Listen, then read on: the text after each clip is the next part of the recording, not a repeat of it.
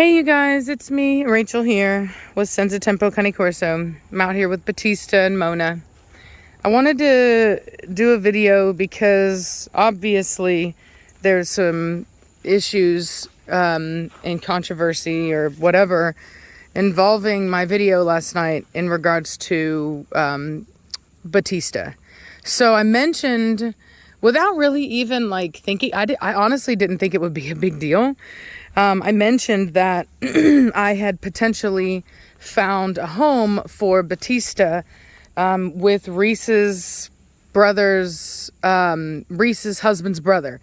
And, pardon me. Now, it was literally just a flippant thing. Like, I didn't really think anything about it. I didn't think anybody would feel any kind of way about it because the guy is like local, you know what I mean? He lives within I think 25 minutes from me. And so like we would get to see Batista like anytime, you know what I mean? And I still have plans on using Batista in my program. Like I have good one. I have, I already have stuff planned for him. So like he's still a very big part of my program and I love him. What ended up happening was that we were in a discussion, me and Reese and some other people were in a discussion about Batista and, you know, like how he is around other males and this and that and other dogs and just kind of how guilty I have felt lately over having him in a kennel because I raised him in my home. He was a pet and he's kind of, all of my dogs are kind of spoiled. You know what I mean? I'm not going to lie. Like if you're in my house, you're spoiled. You know what I mean? How many times have I said I wasn't going to let dogs up on the furniture? You know what I mean? I can't even I have to fight for a spot on my bed to sleep, right? Like it's just, I love my dogs a lot. And so it's not easy, I think, for them to go from that to then being out in a kennel.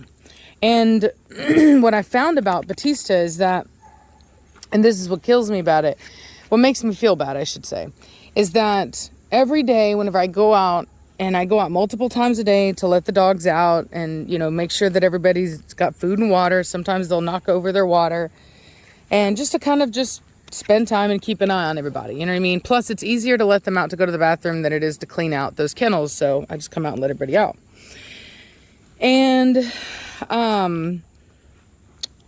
every time that I'm out there, you know, after I've already let Batista out and, you know, when I put him up and it's like, he's so happy to see me and he's so sad to see me go.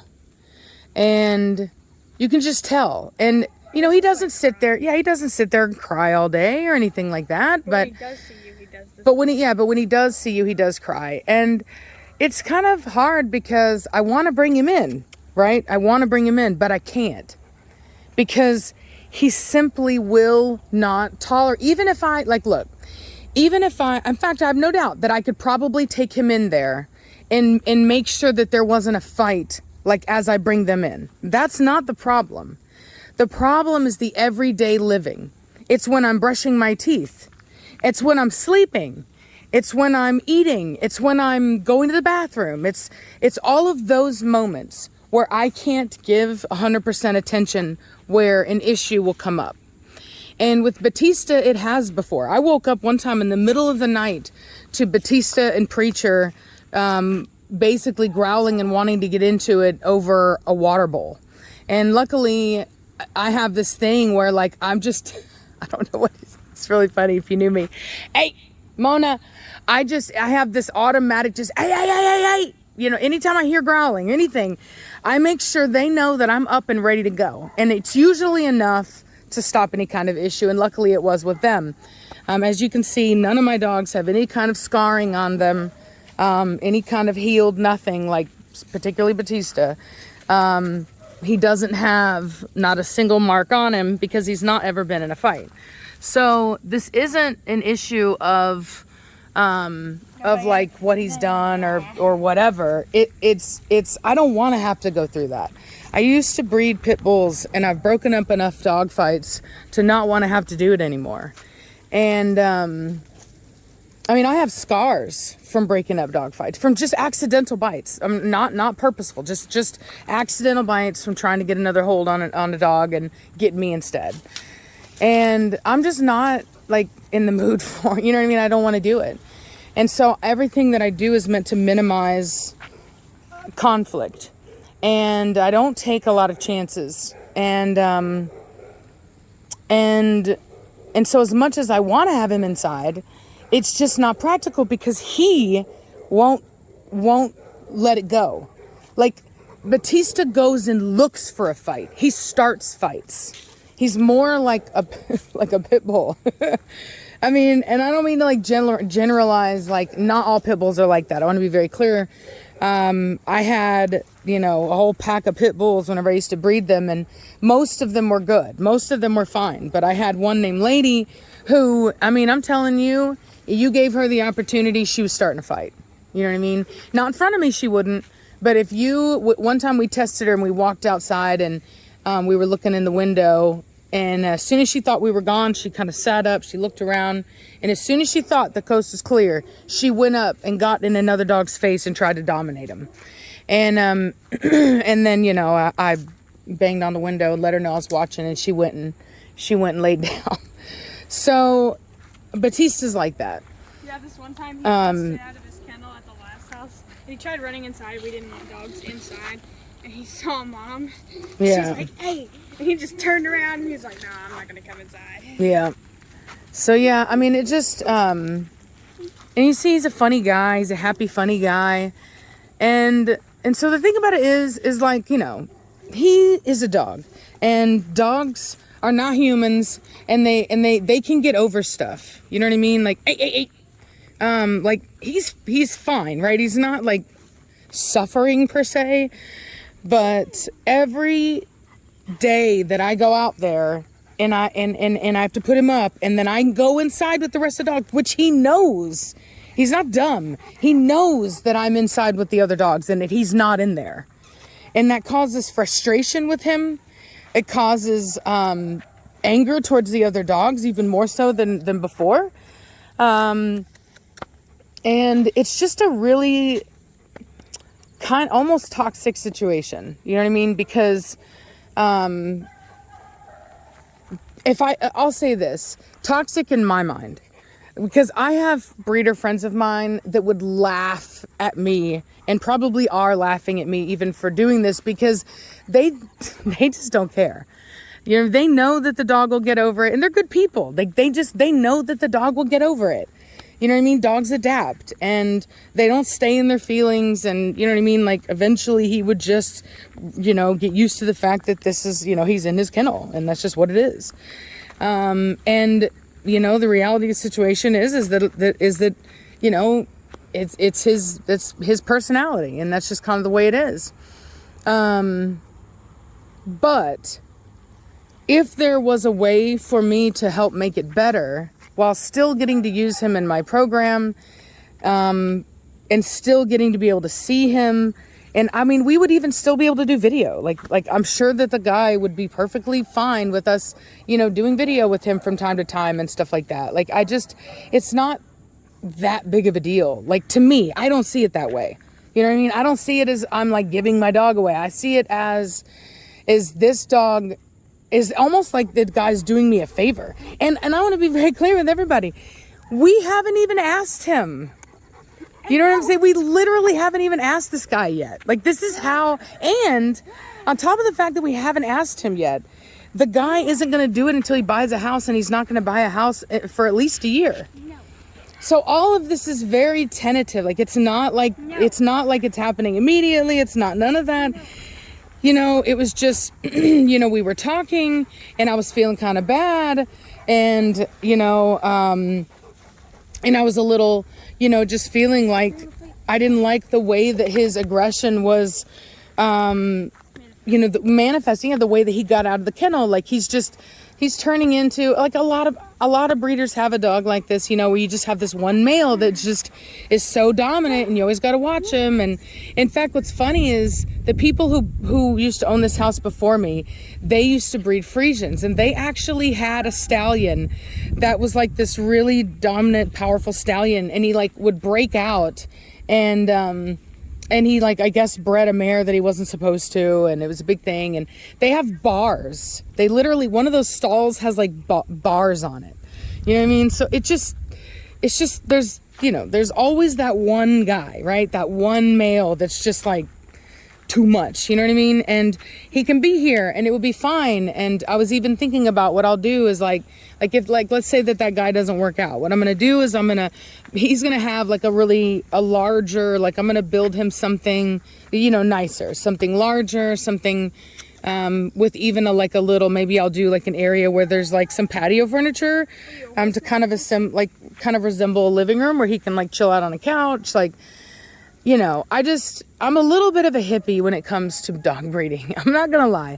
I do things that maybe not everybody would do, but the reason for that, is because of my, like, I have this voice in my head, always have as a kid, that, and everybody has, it's called your conscience, that and I'll say this, not everybody has a conscience. I guess that's why I felt the need to say that, because we'd like to think that everybody does, but not everybody does. And maybe everybody's voice isn't as loud as it should be, or maybe they just don't listen. But I do. And so if doing something for him like that would make me feel like I've done the right thing, like I'm a better person, then that's better for me. You know what I mean? Like, I want to be able to not feel like I am doing something wrong. Hey, Mona, no ma'am. And I guess that's really what this boils down to, is I just love him so much that I want him to have happiness. If I didn't, like, cause like this is the thing, right? Anytime I ever rehome a dog, there's always people that get mad. And there's always people that unsubscribe, and there's all this stuff that goes on. So it is never, it's hard for me emotionally, but it's also hard for me, you know, financially, and from a business standpoint, that, you know, people don't like it. So when I do it, it's because I'm putting the dog over me and everybody else. You know what I mean? And that's literally what I am trying to do. And like I said, it wasn't even technically my idea. I honestly, like, have never wanted to not have Batista.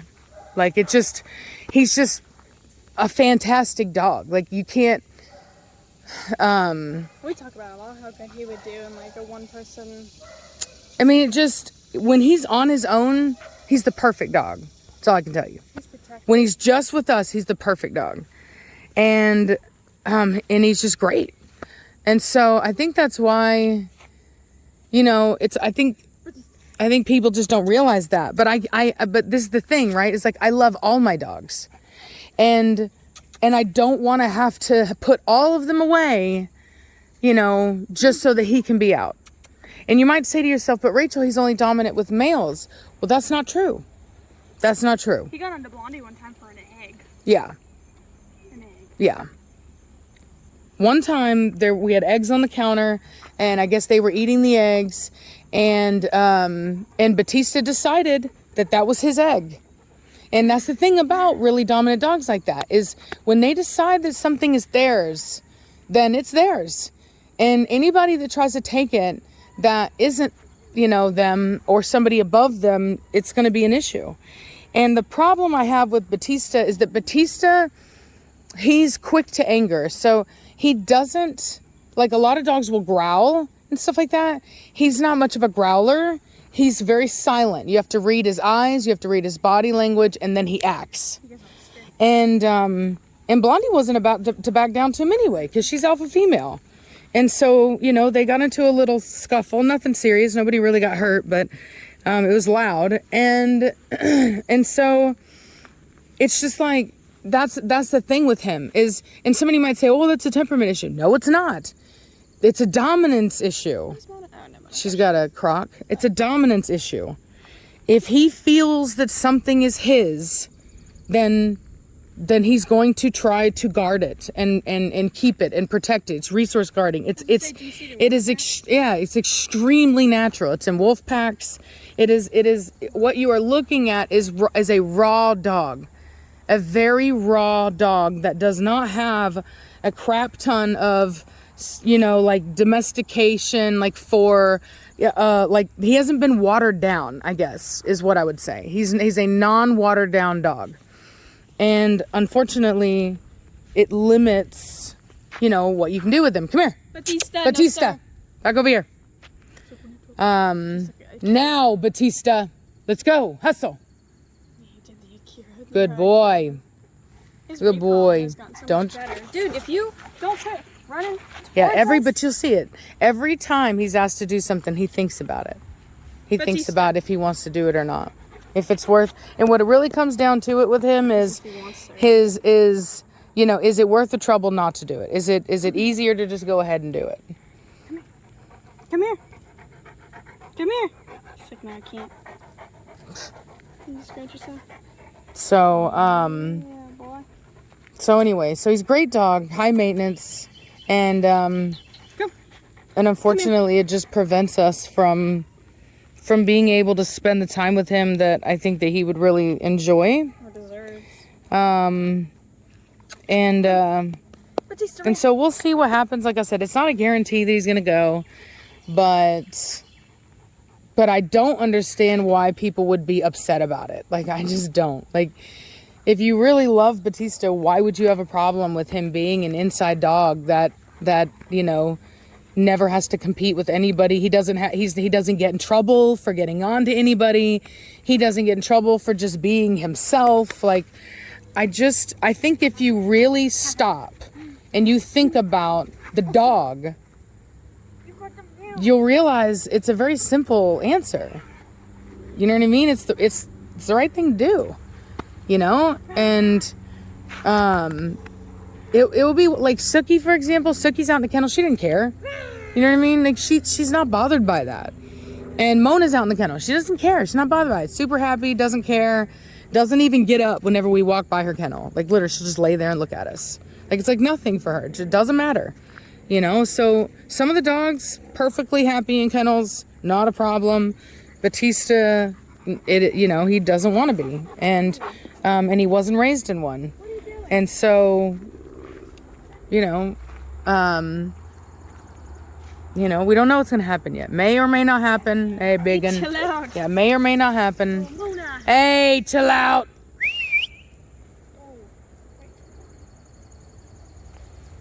Hey. Mona, chill out. Batista. Hey. Chill out. Chill out. I know how you are. You'll knock into her and she's pregnant. She's like, it's fine. No, it is not fine. You chill out. Yeah, I'm pretty sure she's pregnant, by the way. So. Don't you give her that look. Don't you give her an ugly look. She gave me that paw on my legs. Right there. Oh, yeah, he got you. Yeah, he got you. You got me. So anyway, that's all I'm gonna say about that. Everybody needs to just chill out, and like I said, even if he was to go to that new home, he's still gonna be around. We're still gonna do video. Like, we're still gonna be using him in our program. There's nothing wrong with the dog. We absolutely love him. We have a lot of his blood here, but I have a lot of new stuff coming in too. And or I already, like this dogs that I've already purchased. So there's a lot more genetic diversity, and Batista brings a lot to the table as far as structure, and so we will be using him. We will be using him. In fact, I mean, there's a reason why. Like, I don't even let people use Batista for stud. Like, I'll just be honest with you. That's how good of a producer Batista is. I literally won't let people use him. Because he's that nice. Yeah, he's forbidden for, you cannot, like, it just, because in every litter, he's going to produce a champion. And multiple usually. And you can even put him to stuff that's like Trinity is probably my worst structured dog. Out of all my dogs, she has like the worst structure but the best hips, which is why we used her. And plus I just know the genetics behind her. And I mean, and he just, like Mona. Or I didn't put him to Trinity. What am I talking about? I put Mad Mortigan to Trinity. Well, Blondie's not the best either. And, you saw what he produced with Blondie. And, Belladonna. He's done what? Blondie, Belladonna, Velocity. Everything I've put him to, he's produced good results. Everything I put him to. Huh? Will you ever put him to Trinity? I thought about it. I did think about it. But I don't know because I wouldn't need anything off of that. You know what I mean? I already have that. Dude, really? Again? Cochino. Anyway, he's really good producer. Really good. It doesn't matter that I didn't put him Trinity. He's a really good producer. So, he's a pooping man. He's a pooping man. This is a flower box by the house. A pooping man. Litter box. Batista, are you a pooping man? Are you a pooping man? Anyway, whatever. I have a habit of serenading. My brother used to hate that. He would be like, why do you sing all the time? Why do you just make up songs out of everything? Because I was like, you should feel lucky that you even have somebody serenading everything you do. Mom does it all the time. I do it with her. We create songs together. It's ridiculous. We'll just be doing Anyway, well, I'm gonna let y'all go. Like I said, I hope this helps some people feel better, maybe clarifies things. Like I said, nothing's set in stone, so let's chill out. Okay, even if it did, it wouldn't be for a year. So let's all just chill. Okay, just daddy chill. You know what I'm saying? What did you say? What even is that? Anyway, all right. I'm gonna let y'all go. Bye.